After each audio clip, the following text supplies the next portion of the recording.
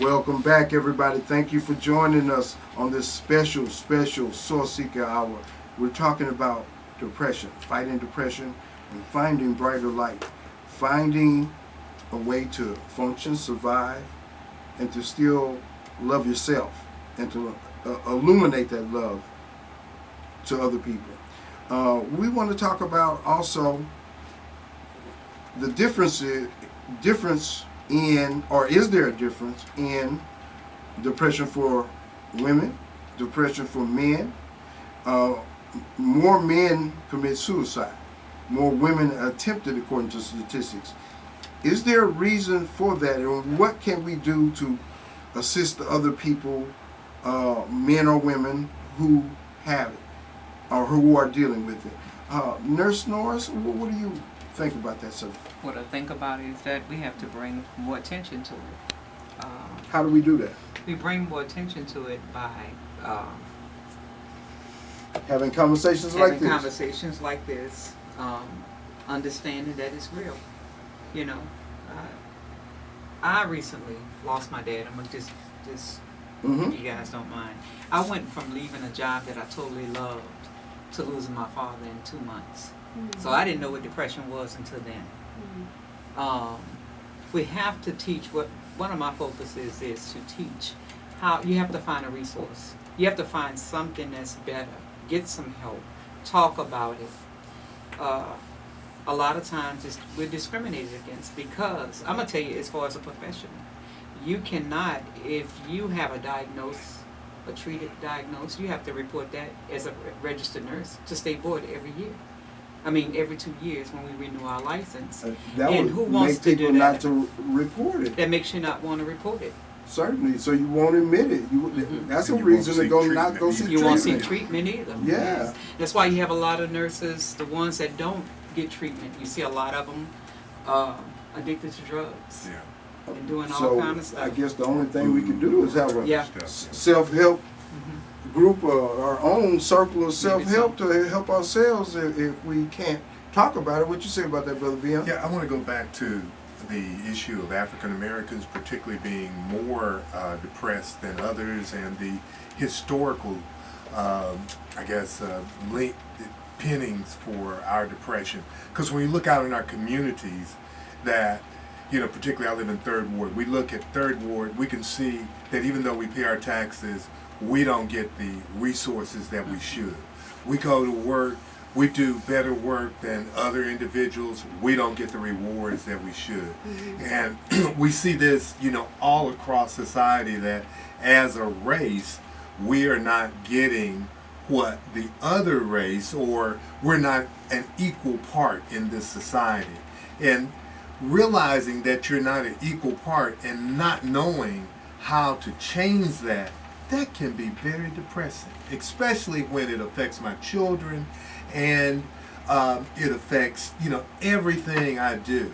And you don't know how to change that, and how are you going to fit in. And I think the reality, the crazy reality that we live in, you know, causes us not to be able to function well, because when we have individuals that deny reality, like where we are in the current climate crisis, and our current leader tells us, no, that's nothing. And the people that are going to be most affected by the climate crisis are minorities or people of color, because when the food escalates, it's going to be us that have to pay more.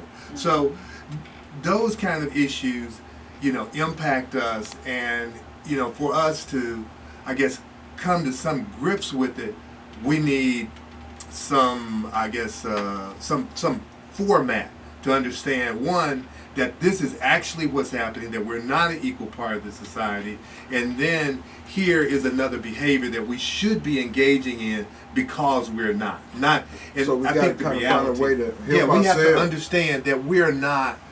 I think we have to understand that we're not European, that we are African American, and we are ostracized from the society because of our color, and we have been that, and we have some historical issues. I'd like to interject, though, with all that we have, you know, going on that's wrong and difficult and stresses. We have survived. everything that has been thrown at us, and there is a way to overcome always. So we still want to make sure we stay positive. I want to just Go ahead. That surviving, and I think we get comfortable with surviving. That okay, Master gave us some chitlins, we can eat that. We didn't burn down the plantations enough.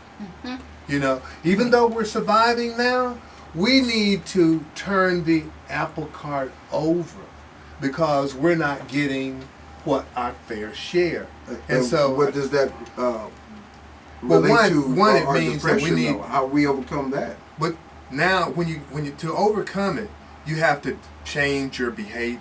And so we're living the same type of behavior, basically trying to fit in this society, rather than saying, okay, we're going to try to build something else in our communities, a small base in communities, start there, and change the way the whole society works. Change myself, I change the whole society, rather than trying to fit in this society. And I would also add to that, what Dr. Veon is saying is that we've lost our sense of culture. So essentially that was safety within the culture itself. So, our suicide rates are going up the more some people think that we've actually now made it. But the fact is that during segregation, you had your black church, you had your black schools, you had your black teachers, you had your black economics. Honestly, you had more black doctors.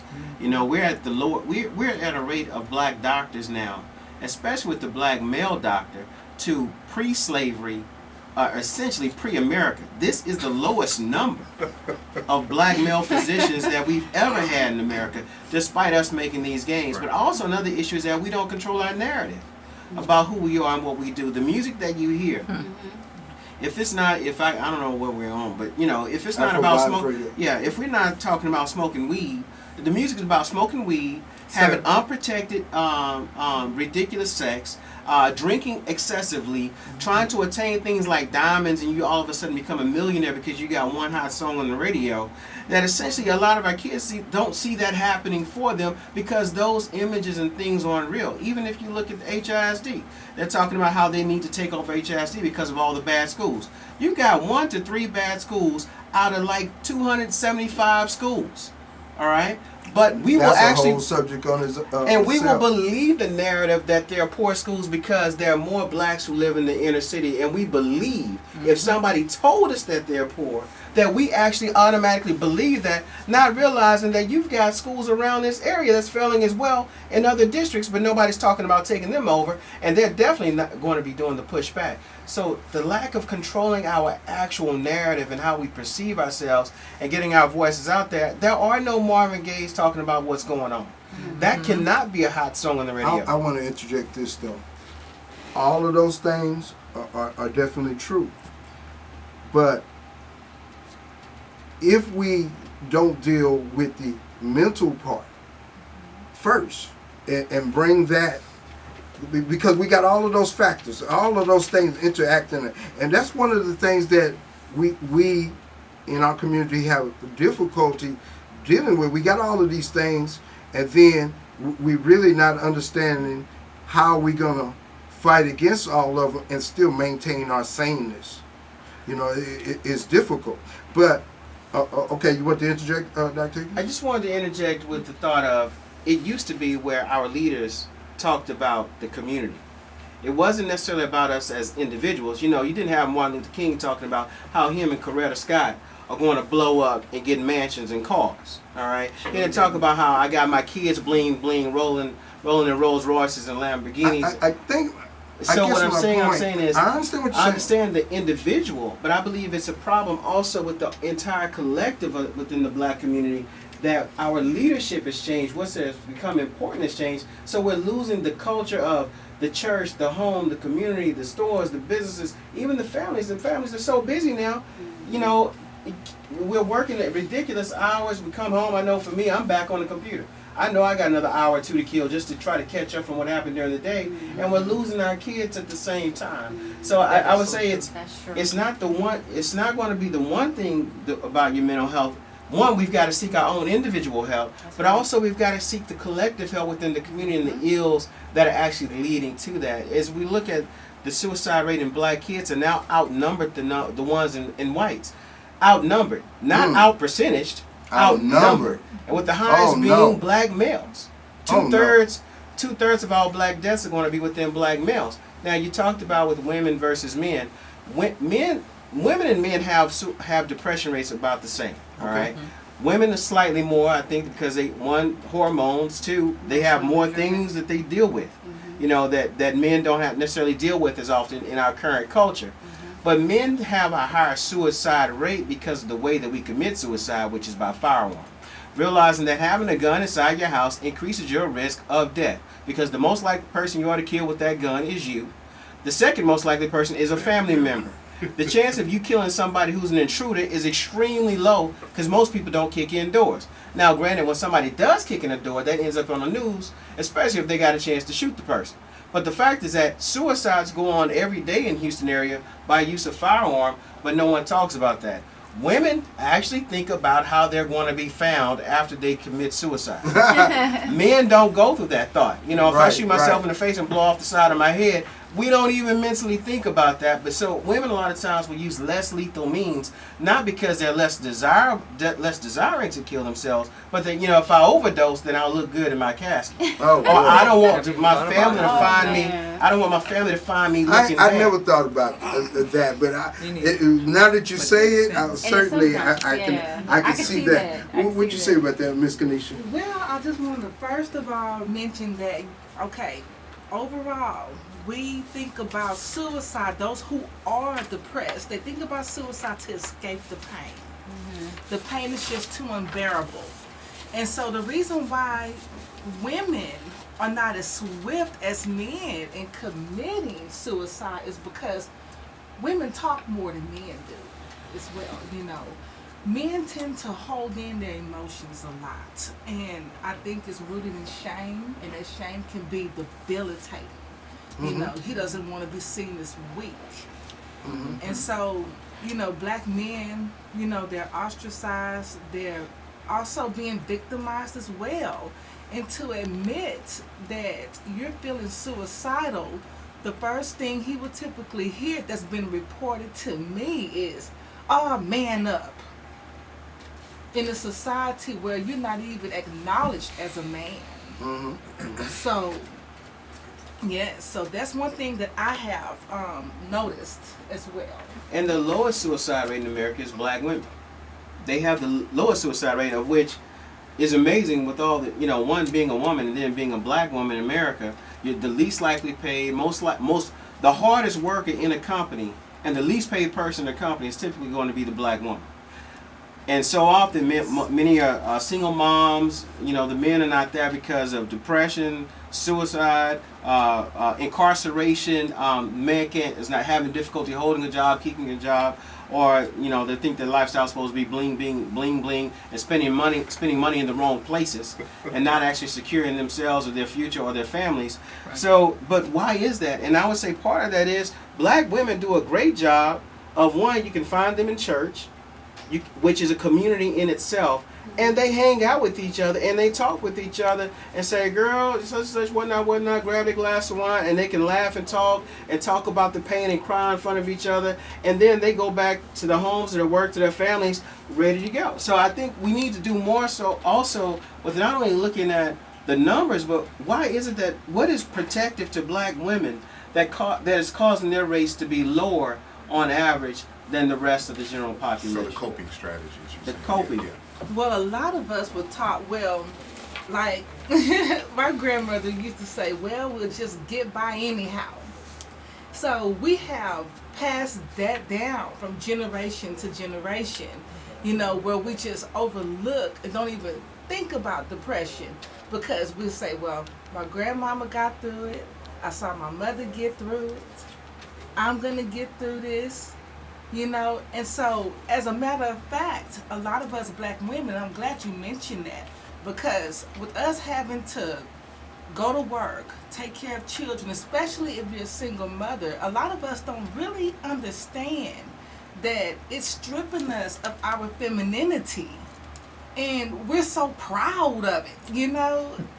But we have to start acknowledging our vulnerabilities and say to ourselves, you know, I'm just as soft, delicate, and feminine as any other woman, you know? Because if you think about it, you know, other races of women in my line of profession, you know, working with those and counseling, you know, if a Caucasian woman, Hispanic woman, you know, they're going through a divorce, I mean, they take it a lot harder than a black woman will. As a matter of fact, I have found many black women much happier that they're getting a divorce than any other race of women. Some black men are happy they're getting a divorce too. Yes. I mean, yeah. But see, she doesn't realize how, from my experience and from what I have seen, is how, you know, with the depression, with the symptoms, a part of that is the anger,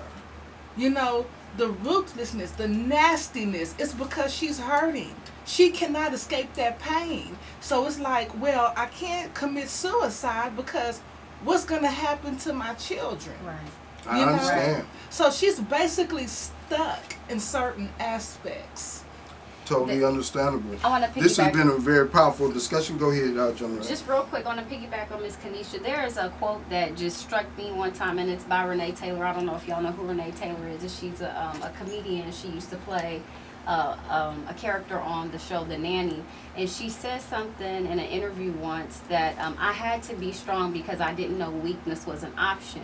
And I think for many black women that's true. Like we tend to be strong because weakness isn't an option, especially when you have a makeup in the household where you have a lot more single mothers, black mothers raising their children. They have to be strong because there isn't anyone there to help carry that mantle and raise their children. So it's like being weak is not even an option at some point for some of us. And we're out of order because of that. And that's what's bringing us down. And we're not recognizing that, yes, we do need that man in the house.